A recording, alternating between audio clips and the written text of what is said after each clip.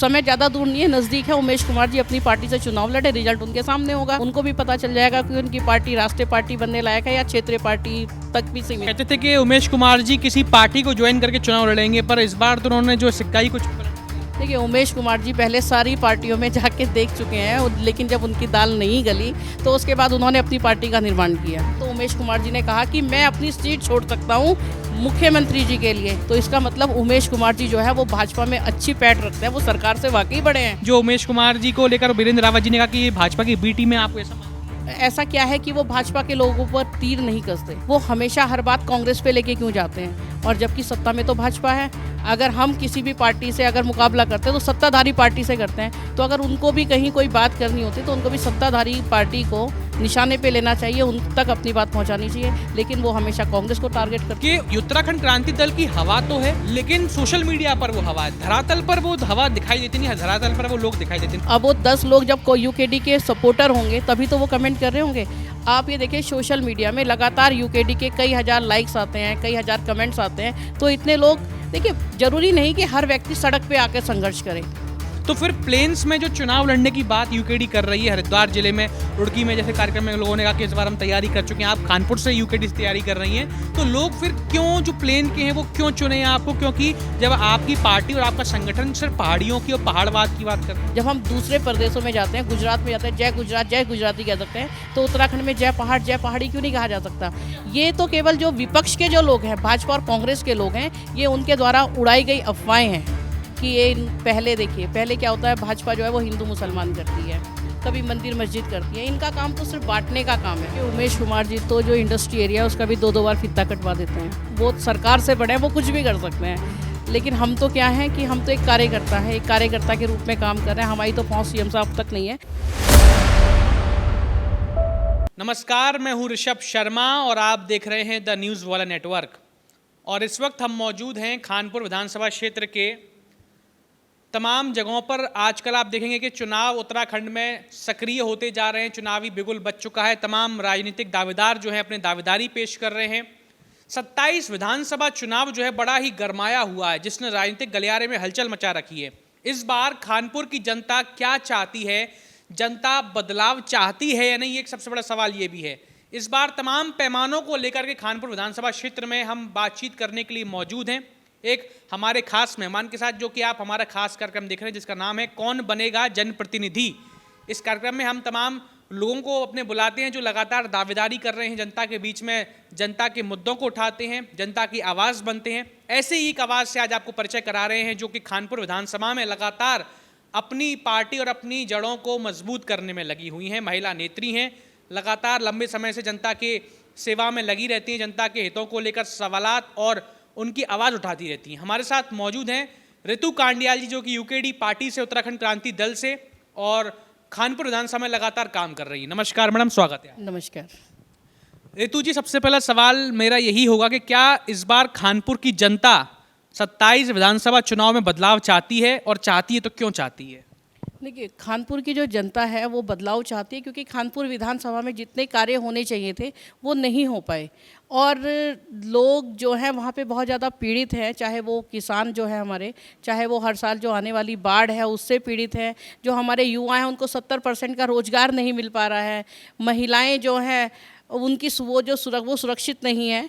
इन्हीं सब मुद्दों को लेकर हम लोग जो है जनता के बीच में जा रहे हैं। पहले तो हमने 5-6 महीने हम लोगों ने क्षेत्र में गए, लोगों से मुलाकात की, और हमने वहाँ पे जाके लोगों की समस्याओं को सुना कि आखिर खानपुर विधानसभा की समस्याएं क्या है। जब हम लोग ग्राउंड ज़ीरो पर गए तो हमें पता चला कि वहाँ पर जो है एक गांव है जहाँ पर कि पूरा गांव जो है वो पूरी रात जो है और पूरा दिन जो है परिवार का कोई ना कोई सदस्य जो है वो खेत में रहता है। क्यों? क्योंकि वहाँ पे जंगली गाय जो है, अगर वो एक गाय अगर खेत में घुस जाती तो पूरी फसल को तबाह कर देती है। अच्छा, जैसे कि आपने जो बात करी कि ये जो समस्याएं खानपुर में चल रही हैं, पर अगर हम देखें वर्तमान जो विधायक है वहाँ से निर्दलीय उमेश कुमार जी, वो तो लगातार मंचों पर ये बात कहते हैं कि मैंने क्षेत्र में इतना विकास करा दिया है कि अब किसी भी उम्मीदवार को उम्मीदवारी करने की ज़रूरत नहीं है, दावेदारी करने की ज़रूरत नहीं है, क्योंकि मैं ही जीतूंगा और मैं लगातार जनता के हित में विकास करा रहा हूँ। फिर क्यों बदलाव कह रही हूँ, फिर आपको जो कह रही समस्या क्यों आ रही है? देखिए, हार और जीत तो एक सिक्के के 2 पहलू हैं। ठीक है, ये तो भविष्य के गर्भ में है कि कौन जीतेगा और कौन हारेगा, लेकिन आप ग्राउंड ज़ीरो पे वहाँ पे कवरेज कीजिए। और आपको मैं ऐसे गाँवों के नाम बताऊँ, मैं क्या बताऊँगी, आप खुद जाइए और आप वहाँ देखिए कि लोगों की कितनी समस्याएं हैं। वहाँ पे नालियाँ नहीं है, सड़कें नहीं, अगर किसी को डेथ सर्टिफिकेट भी होता है तो उसके लिए भी उसको कई बार चक्कर काटने पड़ते हैं। फिर वो कैसे दावा कर रहे हैं खुले मंचों से? वो तो कह रहे हैं कि भाई देखिए, अगर मैं काम नहीं करता तो कहीं ना कहीं जनता मुझे क्यों चुनती, क्यों इतने 4 बार या 3 बार के जो विधायक हैं, इतने बड़े नेता रहे, उनको क्यों हराकर मुझे चुनती, मुझे चुना होगा तभी तो मैं काम करा रहा हूँ।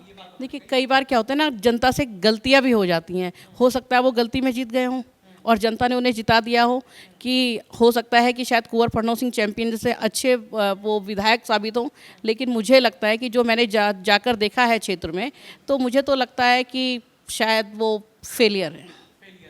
अच्छा, जैसे कि आप देखेंगे कि अभी एक नई पार्टी का उदय हुआ है खानपुर विधानसभा में, नहीं बल्कि हम कहें हरिद्वार जिले में नई पार्टी उभर कर आई, जिसका राष्ट्रीय अध्यक्ष जो हैं वो सोनिया शर्मा जी हैं, उनकी उमेश कुमार जी की धर्मपत्नी है, उन्होंने समर्थन भी किया और बड़े पैमाने पर जेसीबी और तमाम हुजे हुजूम के साथ उन्होंने उसका राष्ट्रीय तरीके से उद्घोष किया। आपने देखा, राष्ट्रीय पार्टी जैसे बता रहे हैं, अब पता नहीं क्षेत्रीय है क्या है, लेकिन राष्ट्रीय बता रहे हैं। तो वो जो पार्टी बनी है, वो इस बार उन्होंने ये भी दावा किया कि 27 विधानसभा चुनाव में मैं उसी से चुनाव लड़ूंगा और कई सीटों को जितवाने का काम वो मैं करूंगा। आपको लगता है कि वो पार्टी, राष्ट्रीय पार्टी जो सामने एक बड़ी बड़ी राष्ट्रीय पार्टियां हैं, या फिर आपकी जो क्षेत्रीय पार्टी उत्तराखंड क्रांति दल, उसको टक्कर दे पाएगी? बिल्कुल, देखिए, उत्तराखंड क्रांति दल जो है वो पहाड़ की पार्टी है, पूरे उत्तराखंड की पार्टी है, जिसने उत्तराखंड की लड़ाई को लड़ा और उत्तर प्रदेश से इस उत्तराखंड राज्य का निर्माण करवाया। और 42 शहादतों के बाद ये उत्तराखंड राज्य जो है वो उत्तराखंड के लोगों को मिल पाया। क्योंकि उत्तराखंड के लोगों ने जब इस उत्तराखंड की लड़ाई लड़ी थी, तो वो, क्योंकि वहाँ पे आप गांव में देखिए कि ना तो सड़कें हैं, ना स्वास्थ्य की व्यवस्था है, ना स्कूल है। और आज भी आप देखिए कि पहाड़ का जो युवा है वो पलायन को मजबूर रहता है। और आज भी पहाड़ के आप लोगों को देखिए कि वो कोई विदेश में नौकरी कर रहा है, कोई दिल्ली में नौकरी कर रहा है, मल्टी सिटीज़ में नौकरी कर रहे हैं, क्योंकि पहाड़ में रोजगार के कोई साधन ही नहीं है। और जो लोग फसल उगाते हैं अपनी, उसको जंगली जानवर जो हैं वो नष्ट कर देते हैं। क्योंकि हरिद्वार से जितने भी जंगली जानवरों को पकड़ा जाता है, चाहे वो बंदर पकड़े जाते हों, चाहे और भी जानवर हैं, उनको आप देखिए कि उनको पहाड़ में छोड़ा जाता है, तो उसके बाद वो फसलों को नष्ट कर देते हैं। पानी का अभाव है। मेरा सवाल ये है, जैसे कि जन निर्माण जो पार्टी बनाई है उमेश कुमार जी की धर्मपत्नी ने, तो वो क्या खानपुर विधानसभा में और खासकर हरिद्वार जिले में समीकरणों को बदल पाएगी? और राष्ट्रीय दल जैसे कि भाजपा, कांग्रेस जैसे पुराने राष्ट्रीय दल हैं, उत्तराखंड क्रांति दल जो कि क्षेत्रीय सबसे बड़ा उत्तराखंड का दल है, ऐसी पार्टियों को उनकी नई पार्टी टक्कर दे पाएगी और चुनावी सीटें जीत पाएगी? क्या लगता है? देखिए, उत्तराखंड में बहुत सारी पार्टियां हैं और अभी समय ज़्यादा दूर नहीं है, नज़दीक है। उमेश कुमार जी अपनी पार्टी से चुनाव लड़े, रिजल्ट उनके सामने होगा और 6 महीने में उनको भी पता चल जाएगा कि उनकी पार्टी राष्ट्रीय पार्टी बनने लायक है या क्षेत्रीय पार्टी तक भी सीमित कई नहीं। लोग तो कहते थे कि उमेश कुमार जी किसी पार्टी को ज्वाइन करके चुनाव लड़ेंगे, पर इस बार तो उन्होंने जो सिक्का ही कुछ पलट दिया। देखिए, उमेश कुमार जी पहले सारी पार्टियों में जाके देख चुके हैं, लेकिन जब उनकी दाल नहीं गली तो उसके बाद उन्होंने अपनी पार्टी का निर्माण किया और अब अपनी पार्टी से चुनाव लड़ें। और वो तो ये कहते थे कि हरीश रावत जी ने कहीं ना कहीं टिकट देने में तमाम बातें कही, मैं कांग्रेस से टिकट मांग रहा, पर उन्होंने मुझे टिकट नहीं दिया था। इस बार इसलिए कांग्रेस को जवाब देने के लिए मैंने ये पार्टी बनाई है। कि लोग कहते थे कि भाई जो उमेश कुमार हैं वो कांग्रेस में पड़े हुए हैं और सबसे बड़े हैं, ऐसे उन्होंने खुद कहा। देखिए, उमेश कुमार, बिल्कुल आपने सही बात कही।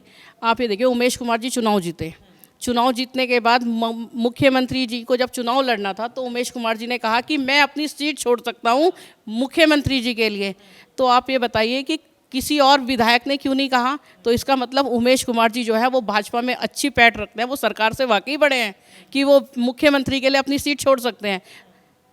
तो क्योंकि सबको पता है कि जो उमेश कुमार जी हैं उनका भाजपा के साथ में बहुत अच्छे गहरे रिश्ते हैं, जिनको वो समय समय पर निभाते भी आए हैं। अच्छा, जैसे कि अभी जो है वीरेंद्र रावत जी जो हैं कांग्रेस के वरिष्ठ नेता, लोकसभा के पूर्व प्रत्याशी, वो भी खानपुर में हमको एक कार्यक्रम में मिले थे। उन्होंने भी खुल के कहा कि जो उमेश कुमार जी हैं और उनकी जो नई पार्टी है वो भाजपा की बी टीम है। उन्होंने ये बात रखी क्योंकि उनको लगता है कि कांग्रेस को लेकर ही वो, जबकि खानपुर में जो अभी वर्तमान जो हालात हैं, उन्होंने कहा कि निर्दलीय सरकार जो भाजपा की है तो भाजपा को हटाना चाहिए था, पर वो कांग्रेस को जवाब देने में तुले हुए। आपको भी क्या लगता है कि वाकई जो उमेश कुमार जी को लेकर वीरेंद्र रावत जी ने कहा कि ये भाजपा की बी टीम है, आपको ऐसा मानती है? देखिए, वीरेंद्र रावत जी की अपनी सोच हो सकती है, मेरी अपनी सोच है, ठीक है। उमेश कुमार जी यहाँ से विधायक हैं, ठीक है, और ऐसा क्या है कि वो भाजपा के लोगों पर तीर नहीं कसते।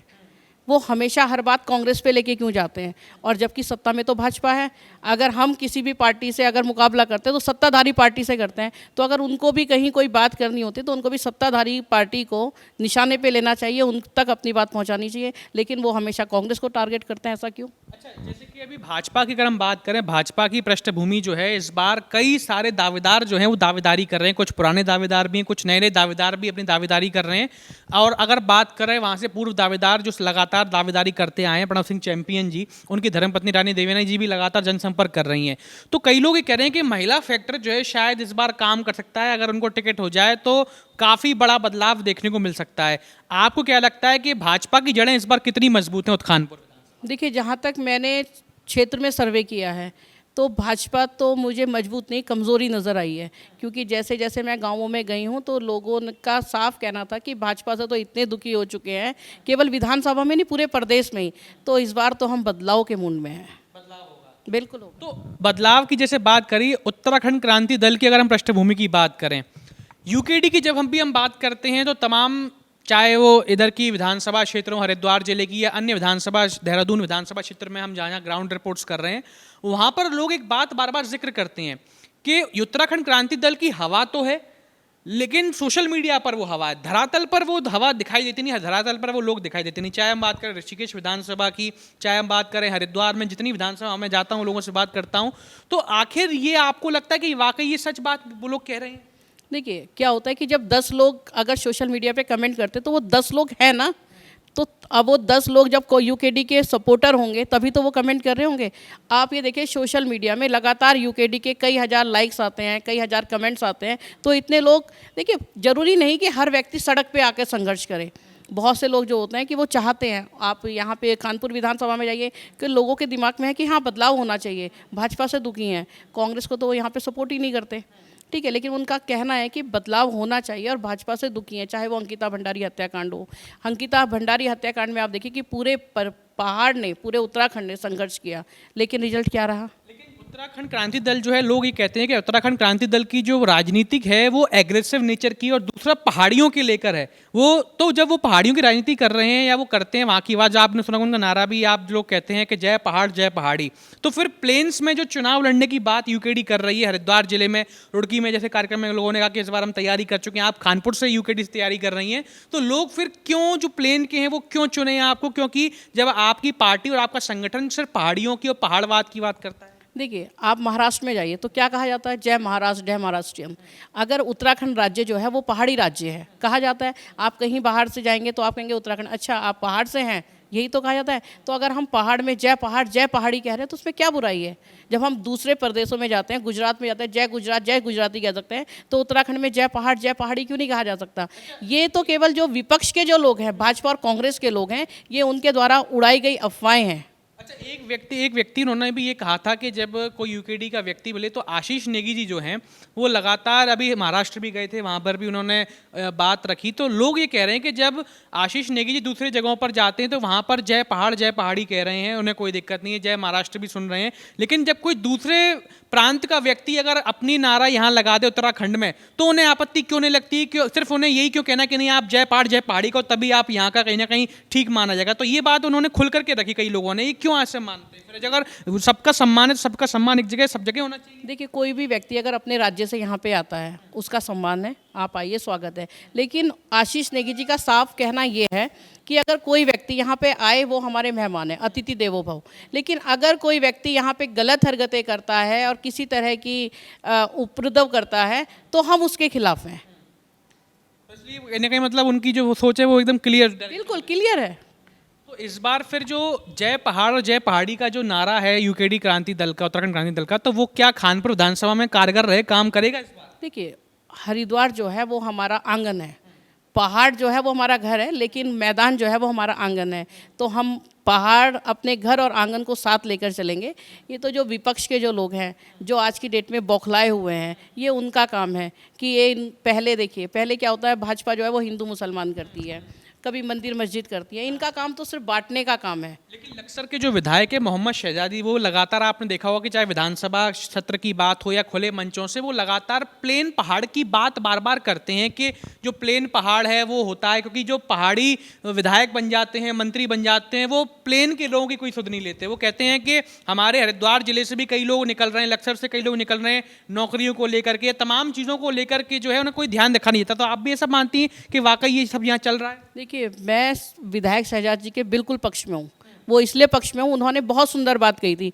उन्होंने कहा अगर कोई पहाड़ का विधायक चुनाव जीतता है तो उसके बाद वो देहरादून में आके घर बना लेता है। और मेरा कहना यह है कि जो व्यक्ति जहाँ से चुनाव लड़े उसको वहीं पे घर बनाना चाहिए, उसको वहीं पे निवास करना चाहिए, ताकि उसको पता चलना चाहिए कि वहाँ पे स्कूलों की क्या व्यवस्था है, वहाँ पे स्वास्थ्य की क्या व्यवस्था है, वहाँ पे सड़क की क्या व्यवस्था है। जब तक हम अपने विधानसभा में नहीं रहेंगे हमें वहाँ की समस्याओं का पता नहीं चलेगा।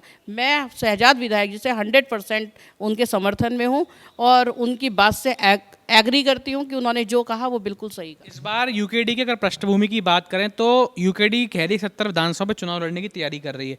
हरिद्वार में यूकेडी, हरिद्वार विधानसभा और हरिद्वार जिले की जितनी 11 विधानसभा है उसमें यूकेडी की कितनी स्थिति इस बार 27 में मजबूत है, क्या लग रहा है? देखिए, ये तो पार्टी हाईकमान देखेगी कि भाई किसको कितने विधानसभाओं में चुनाव लड़ना है। वैसे तो हमारा साफ क्लियर कहना है कि हम 70 की 70 विधानसभाओं में चुनाव लड़ेंगे और उसके लिए हमारे पास कई दावेदारों ने आ भी रहे हैं। लेकिन हमारा कहना यह है कि जैसे हम कानपुर विधानसभा में काम कर रहे हैं, आप अगर विधानसभा चुनाव लड़ने के इच्छुक है तो आप अपनी विधानसभा में काम करके दिखाइए। ये नहीं है कि मैं टिकट मांग रहा हूँ और मुझे केवल नाम के लिए कि मैं यूकेडी से कैंडिडेट हूँ। नहीं, आप काम करके दिखाइए। उसके बाद पार्टी डिसाइड करेगी कि आपका कार्य जो है वो जनता तक पहुँचने का है या नहीं है। अच्छा, आप ये यूकेडी से जैसे कि आप भी दावेदारी कर रही हैं इस बार जो है खानपुर विधानसभा से, तो अगर आपको मौका मिल जाता है खानपुर से तो क्या जो सीट, निर्दलीय सीट उमेश कुमार जी के पास है, निर्दलीय विधायक जो उमेश कुमार जी उनके पास सीट है, जिस तरह से वो अपनी उसको गढ़ बताते हैं कि मेरा गढ़ हो गया है, अब इस बार मैं ही जीतूंगा, तो वो सीट क्या आप उनकी झोली से छीनकर यूकेडी की झोली में डालने काम कर पाएंगी? बिल्कुल, मेरा तो पूरा प्रयास है कि मैं यहाँ से यहाँ के लोगों के दिलों पे निवास करूँ और सब लोगों को साथ लेकर चलूँ। और ऐसा नहीं है, लोगों का समर्थन भी मिल रहा है, लोग दुखी हैं, लोग परेशान हैं।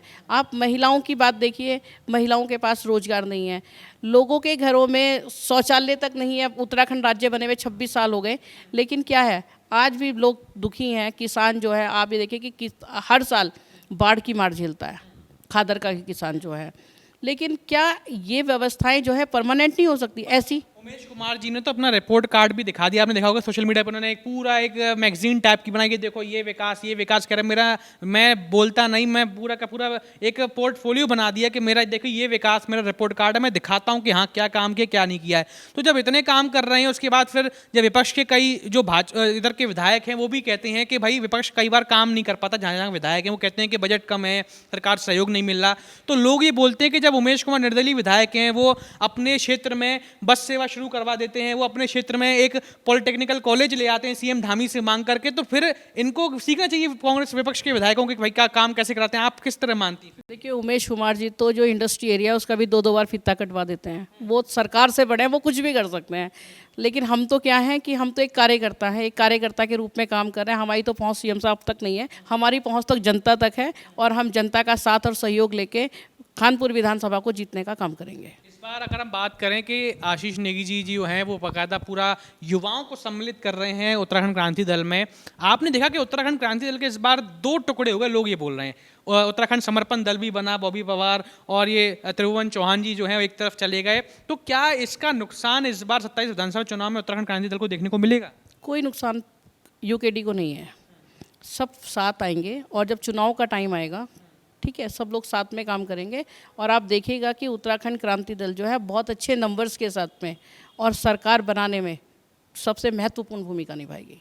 तो दर्शकों, ये थी हमारे साथ में ऋतु कांडियाल जी, जिन्होंने अपनी बात को बड़ी बेबाकी से रखा, बताया कि इस बार उत्तराखंड में किस तरह से यूकेडी अपनी धरातल पर काम करेगी, 27 विधानसभा चुनाव में यूकेडी अपनी दावेदारी किस तरह मजबूती के साथ रखेगी और जनता से समर्थन पाएगी। अगर बात करें खानपुर विधानसभा चुनावों को लेकर भी, तो खानपुर में भी ऋतु जी ने अपनी बात खुल करके रखी कि क्या समस्या है, किस तरह 27 विधानसभा चुनाव के परिणाम सबको चौंकाएंगे। इन तमाम विषयों को लेकर के हम लोगों से भी बात करेंगे, जानेंगे और इस तरह की और भी तमाम ग्राउंड रिपोर्ट्स, इंटरव्यूज़ और चीज़ों को देखने के लिए आप लोग देखते रहिए द न्यूज़ वर्ल्ड नेटवर्क। बहुत बहुत धन्यवाद।